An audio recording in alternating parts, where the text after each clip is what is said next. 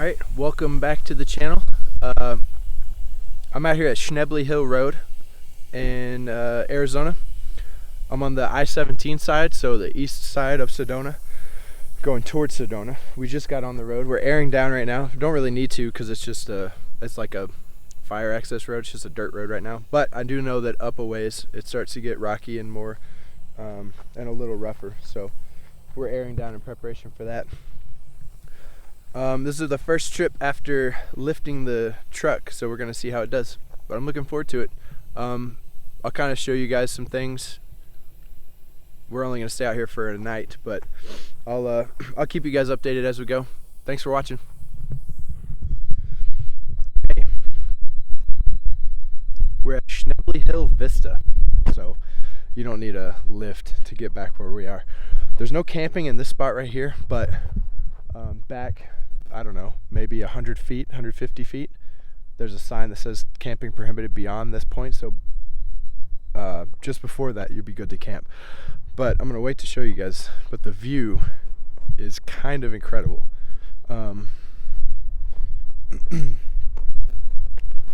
Schnebly Hill goes from the I-17 all the way to Sedona, so you can take that whole off-road, or that whole dirt road to Sedona. But I do know that the closer you get to Sedona, the rockier it gets and the more you need a little bit of high clearance and maybe four-wheel drive. But check this out.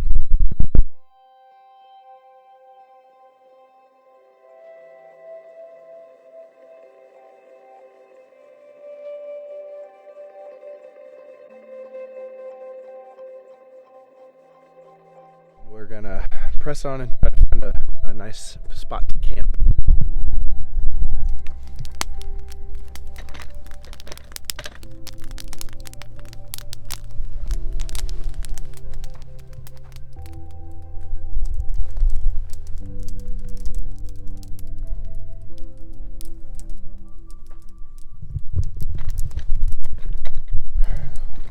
Alright, so we're at camp. I'm here with my buddy Jake. Told me not to have to say anything, so he doesn't even have to say hi. But that's him. So today we're going to go through like 3 or 4 items that I think are really useful to have when you're off-roading or when you're overlanding or whatever you want to call it. The first one we're going to look at is this all-top 4x4 accessories brand quick tire deflators. They're super handy.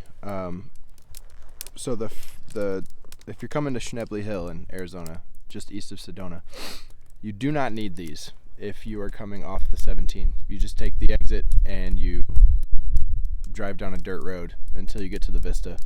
We're camping just on this side of the Vista where you're allowed to camp. The Vista is right behind me. That's what that great view is. But the cool thing about these things is if you do need them, like for the second half of this trail past the Vista, it's very rocky. You need high clearance. There's some pretty big boulders. It's pretty narrow too. There's a cliff drop, so you want to make sure that you're just getting every inch of capability from your rig as you can. But these little guys, they come in a pack of 4.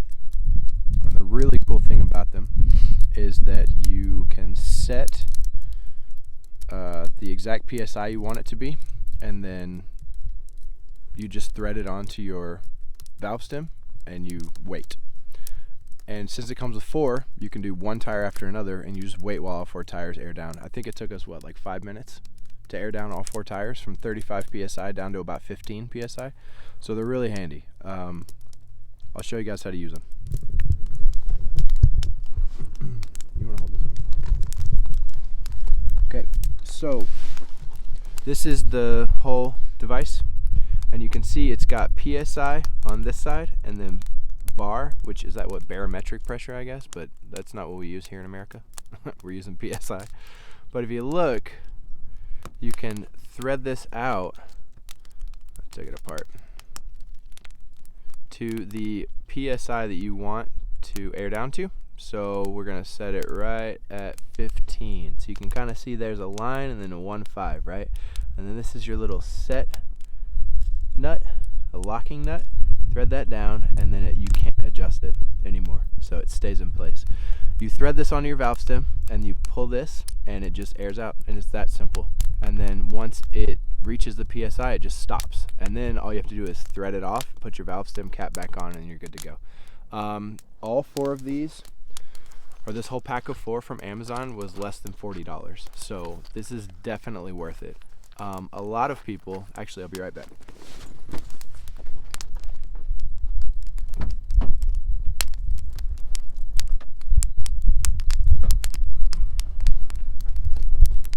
For about the same price, you can get one of these, and they're useful, they work, but they're way more complicated. You have to thread it on, and then you have to twist the whole assembly until it locks onto the valve stem, and then you pull the valve stem out using this little plunger there, and then you have to watch until it gets to the right PSI. They're useful, they're way more time consuming, and they're a little more complicated, and they will wear out your valve stems over time, and you'll have to replace them. I've only used each of these once. I really prefer these though. They're really convenient, they're small and compact, and they're quick and easy. So this is what I would go for. I think these were like $5 more than this was, so this is definitely worth it. Well, I'll show you the next 2 in a bit.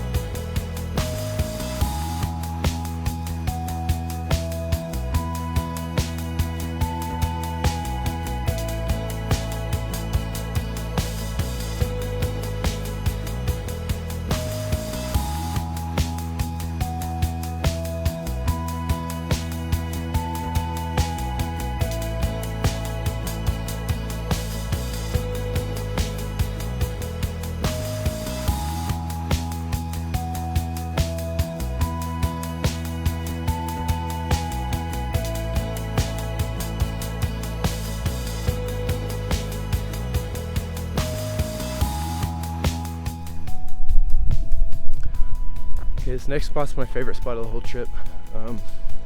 If you're coming from Sedona on Schnebly Hill, you just take the trail up it's about 5 miles or so, and you'll see it. It's called merry-go-round. It's a vista. If you're taking it from the 17, it's about 6.5 or 7 miles into it, but I'll show you guys a view. It's pretty incredible.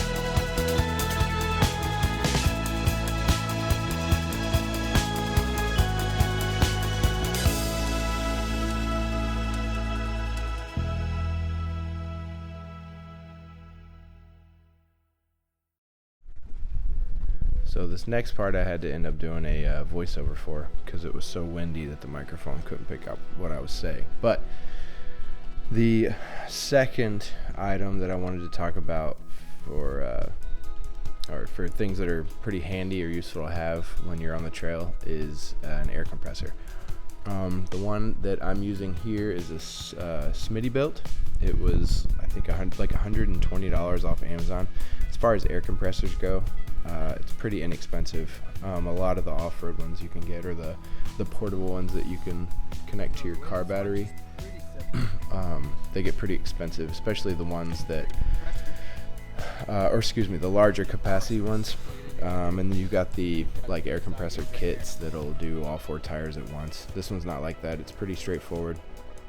It did come with a PSI gauge and that coiled yellow hose that allows it to expand so you can reach your back tires. But you can only do 1 tire at a time, and it's not automatic or anything. You just turn it on and then check your PSI every now and then. But if you're going to air down to get on the trail, you're going to have to air back up when you're off the trail. So this is definitely something I recommend you invest in if you're looking to improve your off-roading experience.